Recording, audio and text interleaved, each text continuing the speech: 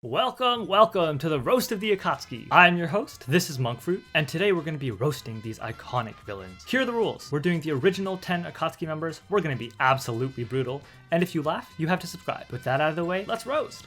Deidara. Deidara's catchphrase was originally coined by famous Japanese abstract artist Taro Okamoto. And you can tell that he's based off abstract art because nobody likes him. Wait, he came in third in a popularity poll? Who are they polling? Osama bin Laden? Did everyone think they were voting for Ino? You know, I could see how you might mix them up, so let me help y'all tell the difference. Ino is the one whose hair swoop is on the right side of her face, and Deidara is the one who killed himself for no reason. Man got mopped by Itachi, trained his ass forever to beat him, then fought Itachi's kid brother, and still got his ass beat so bad that he rage quit on life. Seriously, Sasuke was just trying to ask him some questions on Itachi and still made him so mad that he killed himself. And he didn't even take Sasuke with him. You know, Toby says that he's a schoolgirl obsessed with Deidara senpai, but I actually think that Deidara is more like a schoolgirl.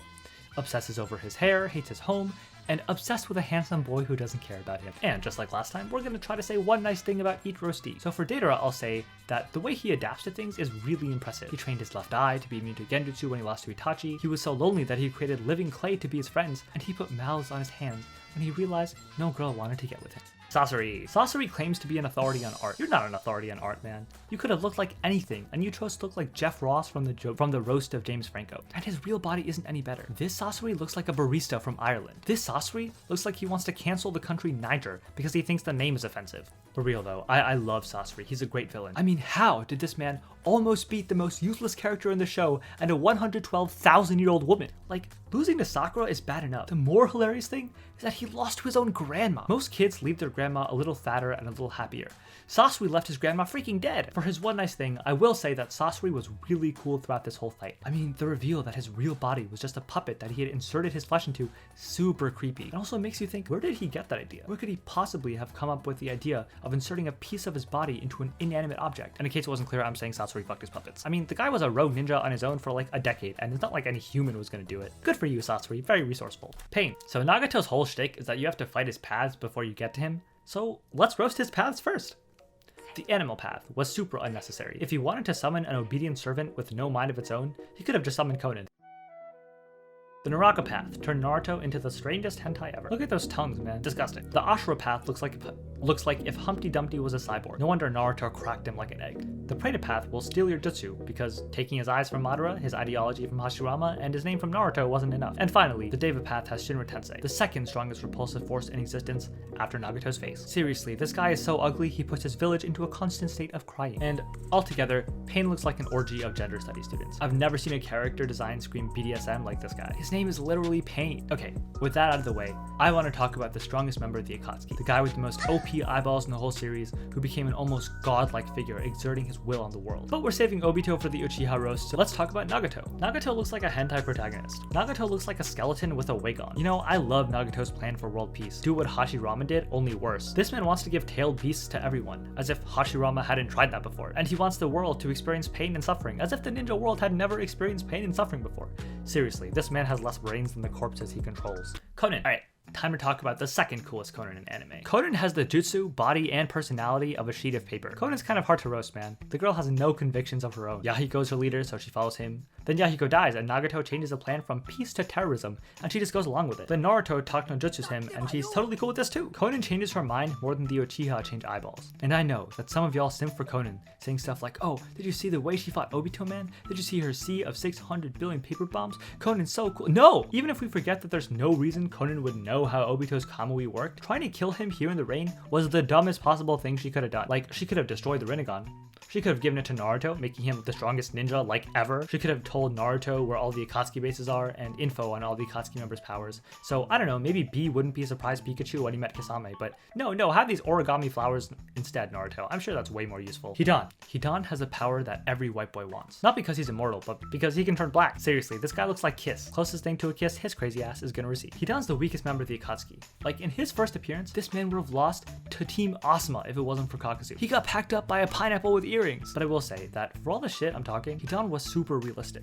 He was basically a religious fundamentalist, trying to force people to convert to Jashinism or die. And don't worry, Christians, I'm not going to hate on him for being religious. I'm going to hate on him because he's terrible at his job. Like, this man had the objectively correct religion. I don't care what religion you have in real life, there's no hard evidence of God existing. That's why people who believe in it are said to have faith. Meanwhile, Hidan being immortal through his weirdo ritual shit is pretty hard evidence that Jashin is correct. Not only that, but the perk of his religion is freaking immortality, and even with all that, the man still converted 0 people in his whole life. That's right, people would literally rather die than spend time with Hidan. Kakuzu. Kakuzu is the second AKATSUKI member whose personality is just paper. For real, after so many unrealistic, crazy people who want to remake the world in their image, I kind of respect that. Kakuzu's so evil, he kills people for money. Like, that's so evil. Who would do that? Except for health insurance companies, big pharma, oil companies, mercenaries. You know what? Actually, I get it. Wait, Muck, did you just use this video as an excuse to comment on politics? What? No, I would never do that. Anyway, back to the roast. Kakuzu looks like a woman from Saudi Arabia. And, you know, the Muslim veil is very, very controversial. Some countries worldwide are even banning it. But let me just say, I support the veil. People should be allowed to cover their face if they want to, especially if they look like Kakuzu. For real. Kakuzu looks like if Conan Gray was a voodoo doll. Kakuzu looks like Chucky's dad. Kakuzu's masks look like the globs of hair my girlfriend leaves in the shower. You know, Kakuzu says he fought Hashirama. Kakuzu fought Hashirama the same way Sakura can say she fought Kaguya.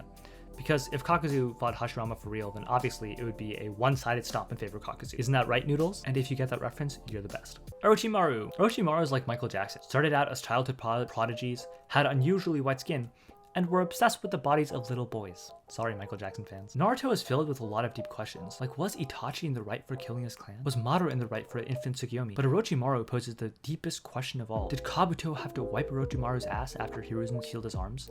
You know, Orochimaru was smart to leave the Akatsuki when he did. Like, look what happened to the rest of them. Konan got killed, Kakuzu got killed, Kisame and Pain killed themselves. And by leaving the Akatsuki, Orochimaru ensured he wouldn't end up like those guys. Well loved and respected. Orochimaru has a nasty habit of vomiting things up. He vomits a sword when he needs it, vomits up a new body when his old one takes damage, vomits every morning when he sees his own reflection. Orochimaru was an idiot, man. He wanted immortality, but was for some reason hyper-fixated on Itachi when Kakuzu and Hidan were right there. Like, you could have been immortal without the need for new bodies, but no, let's go for the guy with ninja cancer. Kisame. Kisame answers the question, what if Baro from Blue Lock had sex with a fish? Kisame's freaking ugly, man. How ugly is he? Well, Kisame's so ugly that he uses the water style because it's the only way he'll ever get anyone wet. Kisame's so ugly that he took Samehada because it was the only sentient being that would let him touch it voluntarily. Speaking of Samehada, Kisame's so ugly that even his sword cheated on him with another man. Kisame's so ugly that Guy fought him 3 times and still blocked that disgusting face from his memory. Kisame's so ugly that his parents named him Kisame, knowing that it was the only kiss he'd ever received. Kisame's so ugly that out of 30 years of chasing tail, he never even got close. Why do you think he's called the tailless tail beast? And you know, despite being ugly, I really like Kisame. I really respect him. When he was pressed into a corner and someone with questionable ethics told him to keep a secret, he didn't snitch, because you never snitch on the homies. You can just kill them instead. Zetsu. Dude, Black Zetsu is not even a character. He's a damn silhouette. I hate this motherfucker, man. But I will admit, he is a great villain. In fact, he's so great and strong that he hurt me in real life by interjecting this nonsense alien plot into my S-tier anime. The man was a literal shadow for the entire show, then came out of nowhere, stabbed Madara, and said he was pulling the strings all along. Because apparently, Kaguya, before she was sealed, took a shit and named him Black Zetsu, and then he spent the next 1,000 years reviving his mommy. White Zetsu, and I don't want to spend too much time on White Zetsu because he sucks, so White Zetsu is just the worst version of Black Zetsu, which I didn't think was possible. The man only existed to make the war arc feel like an actual war and not Obito versus literally everyone, so thanks for invalidating all the deaths that happened up until then, I guess. Zetsu'd suck, man. And we're saving Itachi for the roast of the Uchiha, so if that's something you want to see, consider subscribing. The roasts of the Hokage and the Uchiha are up next, and I also make video essays about anime and Avatar. Only 4% of my viewers are subscribed, so it would mean a lot to me if you did. And that's all for today. Until next time.